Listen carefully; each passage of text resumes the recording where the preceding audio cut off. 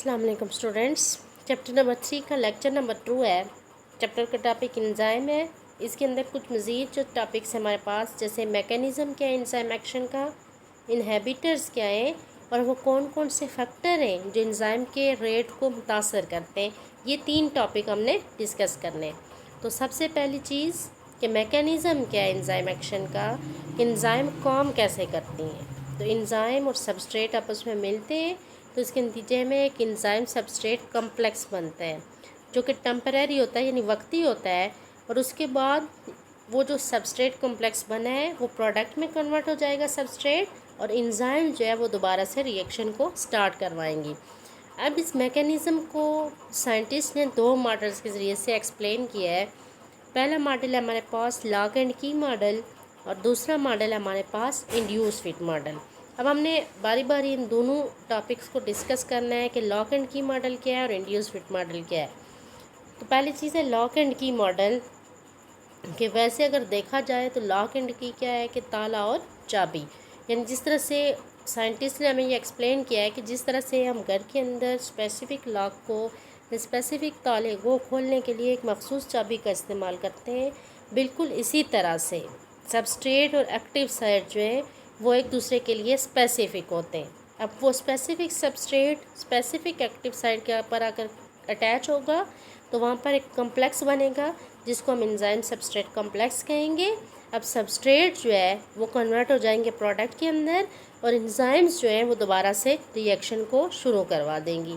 अब मज़ीद सबस्ट्रेट आते जाएंगे, इसके साथ ही कम्प्लेक्स बनते जाएंगे और मज़ीद प्रोडक्ट्स बनते जाएंगे।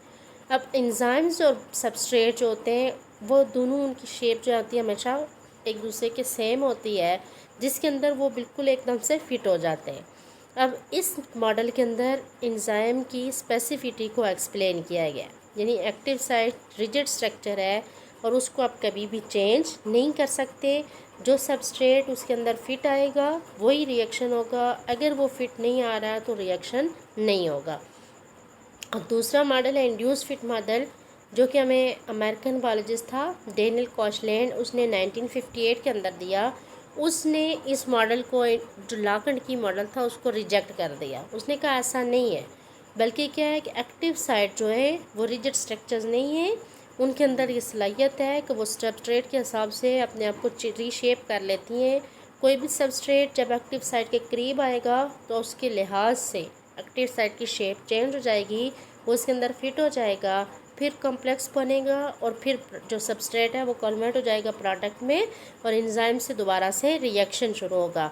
यानी उसने जो पहले जो था लॉक एंड की मॉडल, उसने कहा था कि एक्टिव साइट रिजिड स्ट्रक्चर्स हैं और उनको आप चेंज नहीं कर सकते, लेकिन उस इंड्यूस फिट मॉडल के अंदर इस बात को रिजेक्ट कर दिया गया। और ये ज़्यादा जो है माना जाता है कि इंड्यूस फिट मॉडल जो है वो हमें एंजाइम्स के बारे में ज़्यादा बताता है या ज़्यादा अच्छे तरीके से बताता है।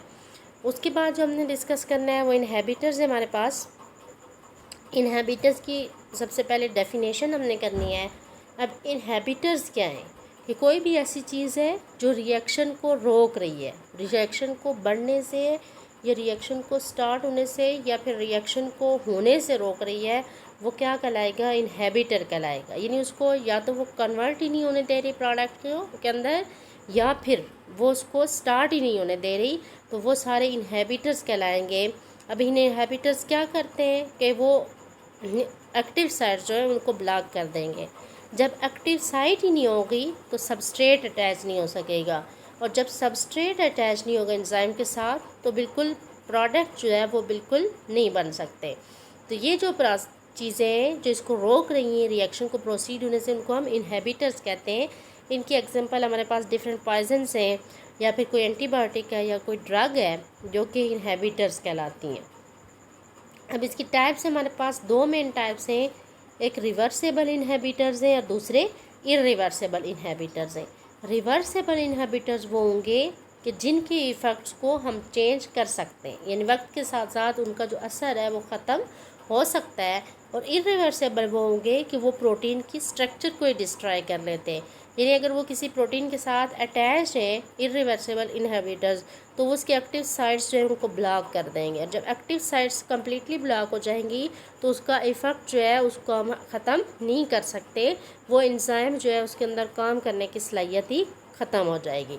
अब जो रिवर्सेबल इनहिबिटर्स हैं, यानी जिनके इफ़ेक्ट्स जो है वो ख़त्म हो सकते हैं, उनको मज़ीद डिवाइड किया गया दो टाइप्स के अंदर। एक कॉम्पिटिटिव इनहिबिटर्स आते हैं और दूसरे नॉन कॉम्पिटिटिव आते हैं। जो कॉम्पिटिटिव है वो एक्टिव साइट के साथ ही बाउंड करेंगे और प्रोडक्ट बनने से रोक देंगे। जो नॉन कॉम्पिटिटिव है वो एक्टिव साइट के अलावा किसी और हिस्से के साथ मिलेंगे एंजाइम के किसी और पोर्शन से, तो एंजाइम की जो प्रॉपर फंक्शनिंग है, रिएक्शन जो होगा वो स्टॉप हो जाएगा, एंजाइम की प्रॉपर फंक्शनिंग जो है वो स्टॉप हो जाएगी। इसके बाद जो इस चैप्टर की लास्ट चीज़ हमारे पास कि कौन कौन से फैक्टर्स हैं जो एंजाइम के एक्शन को मुतासर करते हैं, तो 4 फैक्टर्स हैं हमारे पास। पहली चीज़ है एंजाइम की कंसंट्रेशन, दूसरी चीज़ है सबस्ट्रेट की कंसंट्रेशन, तीसरी चीज़ है टेम्परेचर, और चौथी चीज़ है पीएच वैल्यू। तो एंजाइम की कंसंट्रेशन से कैसे मुतासर होगा एंजाइम का रिएक्शन, कि अगर एंजाइम की कंसंट्रेशन बढ़ेगी तो रिएक्शन बढ़ेगा, लेकिन एक ख़ास हद के अंदर बढ़ेगा। उसके बाद अगर एक्टिव साइट्स बेशक ज़्यादा हों, सबस्ट्रेट मौजूद नहीं है, तो उस सूरत में रिएक्शन जो है वो कभी भी प्रोसीड नहीं हो सकता। दूसरी चीज़ सबस्ट्रेट की कंसंट्रेशन है कि सबस्ट्रेट को बढ़ाने से एंजाइम ये जो रिएक्शन है ये बढ़ेगा, लेकिन एक मखसूस हद के अंदर बढ़ेगा। फिर ऐसा टाइम आएगा कि बहुत सारे सबस्ट्रेट हमारे पास मौजूद हैं, एक्टिव साइट जितनी भी होंगी वो सारी फिल हो जाएंगी। जब एक्टिव साइट सारी फिल हो जाएंगी तो मज़ीद जो है वो सबस्ट्रेट अटैच नहीं हो पाएंगे, और जब मज़ीद सबस्ट्रेट अटैच नहीं हो सकता तो फिर मज़ीद प्रोडक्ट बनने से भी रुक जाएंगे। तो ऐसी कंडीशन जो है उसको हम सैचुरेशन कहते हैं। अगर सबस्ट्रेट के बढ़ने की वजह से रिएक्शन रुक जाता है तो ऐसी कंडीशन को हम क्या कहेंगे, सैचुरेशन कहेंगे। फिर तीसरी चीज़ टेम्परेचर है कि टेम्परेचर के बढ़ने से रिएक्शन जो है वो फास्ट हो जाएगा, लेकिन एक ख़ास हद के अंदर रिएक्शन जो है एक लिमिट के अंदर काम करेगा, तो उस लिमिटेड टेम्परेचर को हम ऑप्टिमम टेम्परेचर कहते हैं। जैसे इंसानों की बॉडी का जो टेम्परेचर है वो 37 डिग्री सेंटीग्रेड है। यहाँ पर जितने भी एंजाइम्स हैं हमारे वो बहुत अच्छे तरीके से काम करते हैं, लेकिन इससे अगर थोड़ा सा भी ऊपर या नीचे हो जाता है तो एंजाइम का रिएक्शन, एंजाइम का जो फंक्शन है वो रुक जाएगा। तो ये जो है हमारी बॉडी का ऑप्टिमम टेम्परेचर है। अब कैसे जो है एंजाइम जो है मुतासर होती है टेम्परेचर के बढ़ने से, कि हीट की वजह से मॉलिक्यूल्स जो होते हैं उनकी काइनेटिक एनर्जी जो है वो बढ़ जाती है, तेज़ी से मूव करते हैं, और रिएक्टेंट जो है वो प्रोडक्ट्स के अंदर कन्वर्ट हो जाते हैं तेज़ी से। लेकिन ज़्यादा हीट की वजह से ये होगा कि उनकी स्ट्रक्चर ही ख़त्म हो जाएगी, यानी प्रोटीन जो है वो अपनी स्ट्रक्चर ही खो देंगी। तो इस प्रोसेस को हम क्या कहेंगे, डीनेचुरेशन कहेंगे। अब यहाँ पर आपसे 2 शॉर्ट क्वेश्चन भी जो मोस्टली आए हैं आपके पेपर्स में कि what is the difference between saturation and denaturation. तो अगर सबस्ट्रेट के बढ़ने की वजह से एक्टिव साइट फिल हो जाती हैं, मज़ीद रिएक्शन नहीं होता, तो वो सैचुरेशन कहलाएगा। और डीनेचुरेशन क्या होगा कि अगर हीट के बढ़ने की वजह से एंजाइम्स जो हैं वो अपनी स्ट्रक्चर खो देती हैं, या प्रोटीन जो है वो अपनी स्ट्रक्चर खो देती है, तो उस प्रोसेस को हम क्या कहते हैं, डीनेचुरेशन कहते हैं। और लास्ट चीज़ जो हमारे पास है वो पीएच वैल्यू, कि पीएच वैल्यू किस तरह से मुतासर करती है। तो अब पीएच जो है हमारे पास एसिडिक होती है और बेसिक होती है, या तो कोई चीज़ एसिड होगी, या फिर कोई चीज़ बेसिक होगी, या फिर कोई चीज़ न्यूट्रल होगी। अब न्यूट्रल जो चीज़ है उसका किसी चीज़ के ऊपर कोई असर नहीं होगा, असर जो होगा या एसिडिक मीडियम के अंदर होगा या फिर बेसिक मीडियम के अंदर होगा। तो पीएच जो है जितनी भी एंजाइम्स हैं वो स्पेसिफिक पीएच के ऊपर काम करेंगी, उस पीएच को हम ऑप्टिमम पीएच कहेंगे। जैसे पेप्सिन जो है वो एसिडिक मीडियम के अंदर काम करती है, स्टोमिक के अंदर काम करती है। आप इसको बेसिक में अगर रख लें या फिर न्यूट्रल के ऊपर रखेंगे, आपकी बॉडी के अंदर अगर ऐसा कोई सिस्टम हो जाता है या आपके पास ऐसा कोई सिस्टम है, तो पेप्सिन जो है वो अपना काम छोड़ देगी।